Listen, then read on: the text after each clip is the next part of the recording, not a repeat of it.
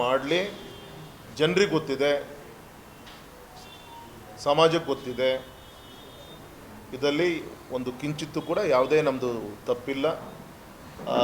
ನಮ್ಮ ಆಸ್ಪತ್ರೆ ಬಗ್ಗೆ ಮಾತಾಡಿದ್ದಾರೆ.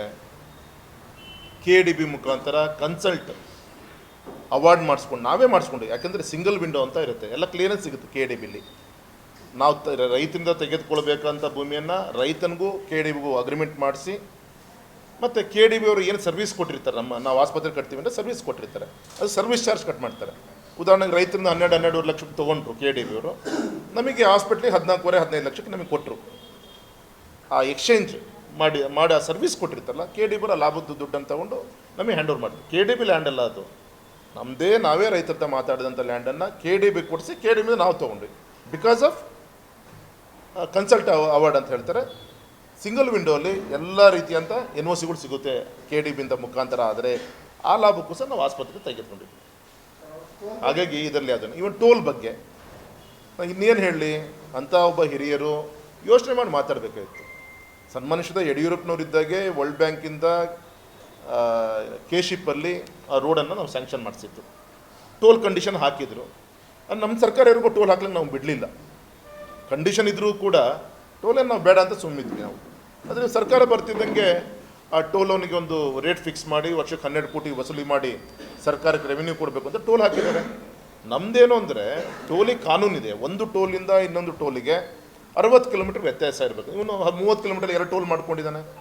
ವಸೂಲಿ 3 ಪಟ್ಟು 4 ಪಟ್ಟು ವಸೂಲಿ ಮಾಡ್ತಾ ಇದ್ದಾನೆ. ಹಾಗಾಗಿ ಈ ಥರ ವಿರೋಧದಲ್ಲಿ ನಮ್ಮದು ವಿರೋಧ ಇದೆ. ಅದಕ್ಕೆ ಪ್ರತಿಭಟನೆ ಮಾಡಿದ್ದಾರೆ ನಮ್ಮ ಕಾರ್ಯಕರ್ತರು.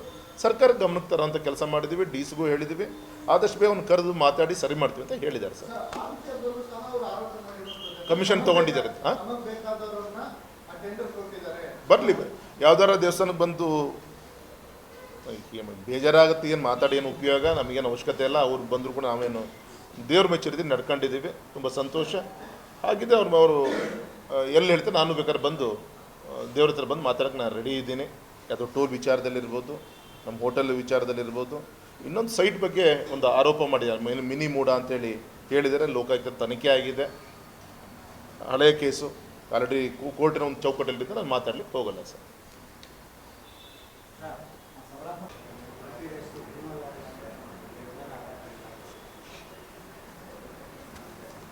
ಸರ್, ಇಯರ್ಲಿ ಒಂದು ಸತಿ ರಿನ್ಯೂವಲ್ ಆಗಬೇಕು. ಈ ಸತಿ ಕೇವಲ 1 ತಿಂಗಳಿಗೆ ಮಾತ್ರ ರಿನ್ಯೂವಲ್ ಮಾಡಿದ್ದಾರೆ. ಕೆಲವು ನಂಬರ್ ಆಫ್ ಟೈಮ್ ನೋಟಿಸ್ ಕೊಟ್ಟು ಫುಲ್ಫಿಲ್ ಮಾಡಿ ಅಂತ ಹೇಳಿದ್ರು ಕೂಡ ಏನು ಮಾಡಲಿಕ್ಕೆ ಆಗ್ತಾ ಇಲ್ಲ, ಟೈಮ್ ಕಿಲ್ ಆಗ್ತಾ ಇದೆ. ಆ ದೃಷ್ಟಿಯಿಂದ ಇವತ್ತು ಕೇವಲ ಅತ್ಯಂತ ಕಮ್ಮಿ ಸಮಯ ಕೊಟ್ಟು ರಿನ್ಯೂವಲ್ ಮಾಡಿದ್ದಾರೆ. ನೆಕ್ಸ್ಟ್ ಇದೇ ತಿಂಗಳು 27-28 ಸಮಯ ಇದೆ. ಅಷ್ಟರೊಳಗೆ ಫುಲ್ಫಿಲ್ ಮಾಡಬೇಕು. ಸುಮಾರು ಒಂದು 14 ಎಕ್ವಿಪ್ಮೆಂಟ್ಸ್ ಬೇಕಿತ್ತು, 12 ಇದೆ. ಸರ್ಕಾರ ಬಂದು 1.5 ವರ್ಷ ಆಯಿತು, ರಿಕ್ವೆಸ್ಟ್ ಮಾಡ್ತಾ ಇದ್ದೀವಿ ಇನ್ನೆರಡು ಎಕ್ವಿಪ್ಮೆಂಟ್ಸ್ಗಳನ್ನು ಪ್ರೊವೈಡ್ ಮಾಡಿ ಅಂಥೇಳಿ. ಅಮೌಂಟ್ ದೊಡ್ಡದಲ್ಲ, ಅರೆ ಅವ್ರು ಪ್ರೊಸೀಜರ್ ಮಾಡೋದ್ರಲ್ಲೇ ಟೈಮ್ ಕಿಲ್ ಆಗ್ತಾ ಇದೆ. ಅದೇ ರೀತಿ ಅಲ್ಲಿರುವಂಥ ಫೈರ್ ಜೆಟ್ ಏನು ವೆಹಿಕಲ್ಸ್ ಏನಿದೆ ಅದಕ್ಕೊಬ್ಬ ಮೆಕ್ಯಾನಿಕ್ ಇಡಬೇಕು, ಇಟ್ಟಿಲ್ಲ. ಯೂನಿಫಾರ್ಮ್ ವಿಚಾರ ಇರ್ಬೋದು, ಮತ್ತು ವಿಶೇಷವಾಗಿ ಟೇಕ್ ಆಫ್ ಮತ್ತು ಲ್ಯಾಂಡಿಂಗ್ ಆ ಎಡ್ಜಲ್ಲಿ ಸ್ವಲ್ಪ ಧೂಳು ಹೆಚ್ಚಿಗೆ ಆಗಿದೆ ಅಂತ ಮೆನ್ಷನ್ ಮಾಡಿದ್ರು. ಅದನ್ನು ರೀಟರ್ ಮಾಡಾಯಿತು. ನೈಟ್ ಲ್ಯಾಂಡಿಂಗಿಗೆ ಪರ್ಮಿಷನ್ ಕೊಟ್ಟಾಯಿತು. ವಿಸಿಬಿಲಿಟಿ ಇಶ್ಯೂಗೆ ಪರ್ಮಿಷನ್ ಕೊಟ್ಟಾಯಿತು. ಅದೆಲ್ಲದೂ ಕೂಡ ನಾವು ಮಾಡ್ತಾಯಿದ್ದೀವಿ ಈಗ. ಅಂದರೆ ಒಂದು ಕಡೆಗೆ ನೈಟ್ ಲ್ಯಾಂಡಿಂಗ್ ವರ್ಕ್ ಮಾಡಲಿಕ್ಕೆ ಪರ್ಮಿಷನ್ ಕೊಟ್ಟಾಗಿದೆ. ವಿಸಿಬಿಲಿಟಿ ಇಶ್ಯೂ ಕವರ್ ಮಾಡಲಿಕ್ಕೆ ಸುತ್ತಮುತ್ತಲ ಸ್ವಲ್ಪ ಗಿಡ ಎಲ್ಲ ಕಡಿಲಿಕ್ಕೆ ಹೇಳಿದ್ದಾರೆ. ಎಷ್ಟೋ ಡಿಗ್ರಿ ಆ್ಯಂಗಲಲ್ಲಿ ಕ್ಲಿಯರೆನ್ಸ್ ಬೇಕು, ಅದು DC ಅವ್ರು ಗಮನ ಕೊಡ್ತಾ ಇದ್ದಾರೆ. ಇದೆಲ್ಲ ಒಂದು ಕಡೆಗೆ. ಆದರೆ ಈ ಲೈಸೆನ್ಸ್ ರಿನ್ಯೂವಲ್ ಆಗಲಿಕ್ಕೆ ಈ ಒಂದು 2-3 ಸಣ್ಣ ಪುಟ್ಟ ವಿಚಾರಗಳೇನಿದೆ ಅದನ್ನು ಫುಲ್ಫಿಲ್ ಮಾಡಬೇಕಿತ್ತು. ಮೊನ್ನೆ ನಾನು ಗೌರವಾನ್ವಿತ ನಮ್ಮ ಇನ್ಫ್ರಾಸ್ಟ್ರಕ್ಚರ್ ಸೆಕ್ರೆಟರಿ ಮಂಜುಳಾ ಮೇಡಮ್ ನೇತೃತ್ವದಲ್ಲಿ ಬೆಂಗಳೂರಿನಲ್ಲಿ ಮೀಟಿಂಗ್ ಮಾಡಿದೆ ಒಂದು ವಾರದ ಕೆಳಗೆ. ಸರ್ಕಾರದ ಗೌರವದ ಪ್ರಶ್ನೆ ಇದು. ಇಡೀ ರಾಜ್ಯದಲ್ಲಿ ನಮ್ಮ ರಾಜ್ಯ ಸರ್ಕಾರ ಹ್ಯಾಂಡ್ಲ್ ಮಾಡ್ತಿರ್ತಾ ಏಕೈಕ ಏರ್ಪೋರ್ಟ್ ನಮ್ಮ ಶಿವಮೊಗ್ಗ. ಹಾಗಾಗಿ ಇದು ಗೌರವದ ಪ್ರಶ್ನೆ, ನೀವು ಯಾವ ರೀತಿ ನೀವು ಹ್ಯಾಂಡ್ಲ್ ಮಾಡ್ತೀರಿ ನೋಡಿ ಅಂತೇಳಿ ಅವತ್ತೆಲ್ಲ ಕರೆದು ಮೀಟಿಂಗ್ ಮಾಡಿ ಬಂದಿದ್ದೀನಿ. ವಿಶ್ವಾಸ ಇದೆ, ಫಾಲೋಅಪ್ ಮಾಡ್ತಾ ಇದ್ದಾರೆ. ರಿಪೋರ್ಟನ್ನು ಕೂಡ ರೆಡಿ ಮಾಡ್ತಾ ಇದ್ದಾರೆ, ಫುಲ್ಫಿಲ್ ಮಾಡ್ತಾ ಇದ್ದಾರೆ, ವಿಶ್ವಾಸ ಇದೆ. ಹಾಂ, ಸ್ಟಾರ್ಟಿಂಗ್ 5 ಇಯರ್ಸ್. ಆಮೇಲೆ ನಿಮಗೆ ನಮ್ಮ ಏರ್ಪೋರ್ಟ್ ಬಗ್ಗೆ ಎಲ್ಲ ಟೆಕ್ನಿಕಲ್ ವಿಚಾರದಲ್ಲಿ ಎಲ್ಲ ವಿಶ್ವಾಸ ಬಂದ ಮೇಲೆ ಎಲ್ಲದೂ ಪ್ರೊಕ್ಯೂರ್ ಮಾಡಾದ್ಮೇಲೆ 5 years 10 years ಒನ್ಸ್ ಆ ಥರ. ಈ ಸ್ಟಾರ್ಟಿಂಗ್ 5 ಇಯರ್ಸಲ್ಲಿ ನಾವು ಬೇಕಂತ ಎಲ್ಲದು ಫುಲ್ಫಿಲ್ ಮಾಡಬೇಕು, ನೆಗ್ಲೆಕ್ಟ್ ಮಾಡಬಾರ್ದು ಅಂಥೇಳಿ ಇದು ಫಾಲೋಅಪ್ ಇದ್ದೇ ಇರುತ್ತೆ. ಟೆಂಡರ್ ಕರೆದಿದ್ರು ಟನಲ್ ಸರ್ವೆ ಮಾಡಲಿಕ್ಕೆ, ಸಿಂಗಲ್ ಟೆಂಡರ್ ಆಯಿತು, ಈ ಕ್ಯಾನ್ಸಲ್ ಮಾಡಿ ಮತ್ತೆ ರೀಟೆಂಡರ್ ಮತ್ತೆ ಕರೀತಾ ಇದ್ದಾರೆ. ಹೇಳಲಿಕ್ಕಾಗಲ್ಲ, ಮೊನ್ನೆ ಕೆಲವು ದುರ್ಘಟನೆಗಳು ನಡೆದಿದೆ. ಆದರೆ ನನ್ನ ಅಭಿಪ್ರಾಯ ಏನು ಅಂದರೆ ಟನಲ್ಲೇ ಸೇಫೆಸ್ಟ್ ಕಮ್ಯುನಿಕೇಟ್ ಮಾಡಲಿಕ್ಕೆ, ಇನ್ಫ್ರಾಸ್ಟ್ರಕ್ಚರ್ ಮಾಡಲಿಕ್ಕೆ ಟನಲ್ಲೇ ಅನುಕೂಲ. ಯಾಕಂದರೆ ಈ ಘಾಟಲ್ಲಿ ಗುಡ್ಡಗಾಡು ಇದರಲ್ಲಿಗೆ ನಾವೇನು ಘಾಟ್ ಸೆಕ್ಷನ್ ಓಡಾಡ್ತಿದ್ವಿ, ಪ್ರತಿ ವರ್ಷ ಸ್ಲೈಡ್ ಆಗ್ತಾಯಿದೆ, ಅನಾಹುತಗಳು ಆಗ್ತಾಯಿದೆ. ಇದು ಪರ್ಮನೆಂಟ್ ಸೊಲ್ಯೂಷನ್ನು, ಶಾರ್ಟ್ ಕಟ್ಟು, ಮತ್ತು ನಮ್ಮ ಮಂಗಳೂರು ಹಾರ್ಬರಿಗೆ ಕನೆಕ್ಟಿವಿಟಿಗೆ, ಲೋಡ್ ವೆಹಿಕಲ್ಸ್ಗಳು ಓಡಾಡಲಿಕ್ಕೆ ಇದು ಬೆಸ್ಟ್ ಕಾನ್ಸೆಪ್ಟ್ ಇದು. ಹಾಗಾಗಿ ಪರಿಸರವಾದಿಗಳು ಎಲ್ಲರೂ ಸಹಕಾರ ಕೊಟ್ಟು ಇಲ್ಲ ಆದರೆ ಸಂತೋಷ. ಯಾಕೆಂದರೆ ಮೊನ್ನೆ ನೋಡಿ, ನಾನು ಹೊಸನಗರದಿಂದ ಬೈಂದೂರಿಗೆ 15 ನಿಮಿಷದಲ್ಲಿ 125 ಕರ್ವನ್ನು ಅವಾಯ್ಡ್ ಮಾಡಲಿಕ್ಕೆ ಬೆಕ್ಕೋಡಿ ಸೇತುವೆ ಸ್ಯಾಂಕ್ಷನ್ ಮಾಡಿಸಿ, ಹೈವೇಗೆ ಒಟ್ಟು 390 ಕೋಟಿ ಸ್ಯಾಂಕ್ಷನ್ ಮಾಡಿಸಿದ್ದೀನಿ. ಬೆಕ್ಕೋಡಿ ಸೇತುವೆ ಈಗ ಆಲ್ರೆಡಿ ಶುರುವಾಗಿದೆ. ನಾನು ಗುದ್ಲಿಪಜುಗೂ ಹೋಗಿಲ್ಲ, ವರ್ಕ್ ಶುರುವಾಗಿದೆ ಈಗ ಆಲ್ರೆಡಿ. ಈಗ ಅಪ್ರೋಚ್ ರೋಡು ಕೆಲವು ಫಾರೆಸ್ಟ್ ಏರಿಯಾ ಬರುತ್ತೆ. ನಿಮ್ಮ ಮುಖಾಂತರ ನನ್ನ ಪರಿಸರವಾದಿಗಳಿಗೆ ನಂದು ವಿನಂತಿ ಏನು ಅಂದರೆ, ಇವತ್ತು 1 ಎಕರೆ ಜಾಗ ಅಷ್ಟು ನಾವು ಫಾರೆಸ್ಟನ್ನು ಹಾಳು ಮಾಡಿದ್ರೆ ಅದರ 2-3 ಪಟ್ಟು ಲ್ಯಾಂಡನ್ನು ಫಾರೆಸ್ಟಿಗೆ ಹ್ಯಾಂಡ್ ಓವರ್ ಮಾಡ್ತಾಯಿದ್ದೀವಿ. ರೆವಿನ್ಯೂ ಲ್ಯಾಂಡನ್ನು ಫಾರೆಸ್ಟಿಗೆ ಹ್ಯಾಂಡ್ ಓವರ್ ಮಾಡ್ತಾಯಿದ್ದೀವಿ. ಅಂದರೆ ಪ್ರಕೃತಿಗೆ ಹಾನಿಯಾಗದ ರೀತಿಯಲ್ಲಿ ಆಲ್ಟರ್ನೇಟಿವ್ ಆಗಿ ಫಾರೆಸ್ಟ್ ಗ್ರೋತಿಗೋಸ್ಕರ industries development bank of India, ಶಾರ್ಟಲ್ಲಿ ಹೇಳಬೇಕು ಅಂದರೆ SIDBI, SIDBI, small industries development bank of India, ಶಿವಮೊಗ್ಗಕ್ಕೆ ಸ್ಯಾಂಕ್ಷನ್ ಮಾಡಬೇಕು. MSME ಸೆಕ್ಟರ್ನ ಇನ್ನೂ ಶಕ್ತಿ ತುಂಬುವಂಥ ಕಾರ್ಯ ಮಾಡಬೇಕು ಅಂಥೇಳಿ ವಿನಂತಿಯನ್ನು ಮಾಡಿಕೊಂಡಿದ್ದಕ್ಕೆ, ಅದಕ್ಕೆ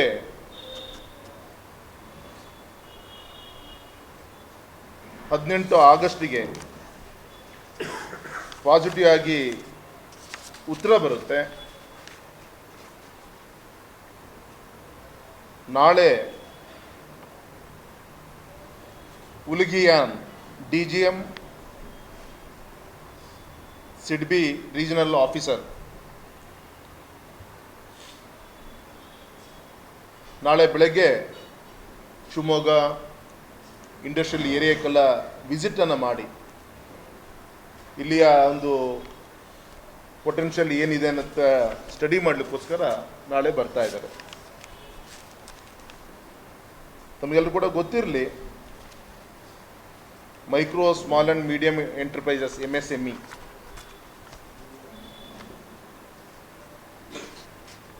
ಈ ಒಂದು ಕ್ಷೇತ್ರಕ್ಕೆ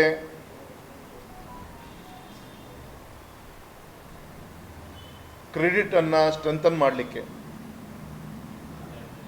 ಹಣಕಾಸಿನ ಒಂದು ವ್ಯವಸ್ಥೆಯನ್ನು ಸ್ಟ್ರೆಂಥನ್ ಮಾಡಲಿಕ್ಕೆ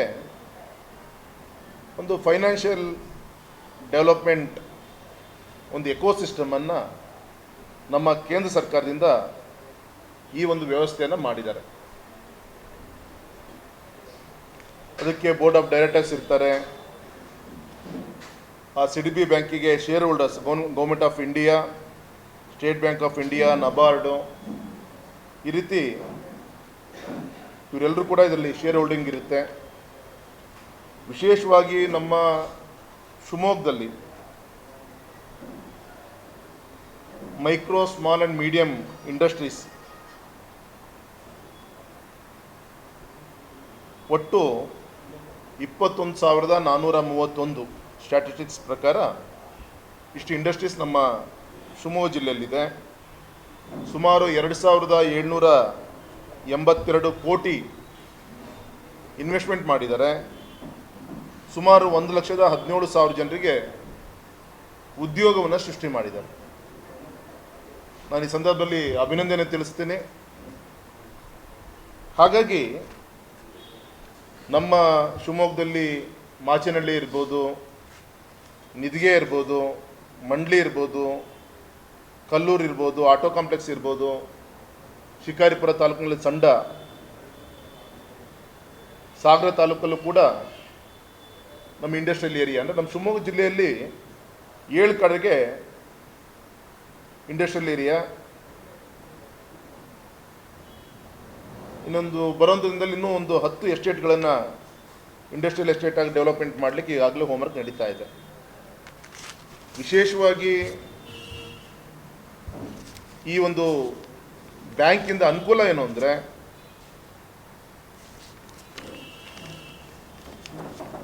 ನಮ್ಮ ಶಿವಮೊಗ್ಗ ಕ್ಷೇತ್ರದಲ್ಲಿ ಎಂಟ್ರಪ್ರೆನ್ಯೂರ್ಶಿಪ್ಪನ್ನು ಇನ್ನೂ ಕೂಡ ಬೂಸ್ಟ್ ಮಾಡಲಿಕ್ಕೆ, ಸಪೋರ್ಟ್ ಮಾಡಲಿಕ್ಕೆ, ಸ್ಟಾರ್ಟಪ್ಸ್ಗಳನ್ನು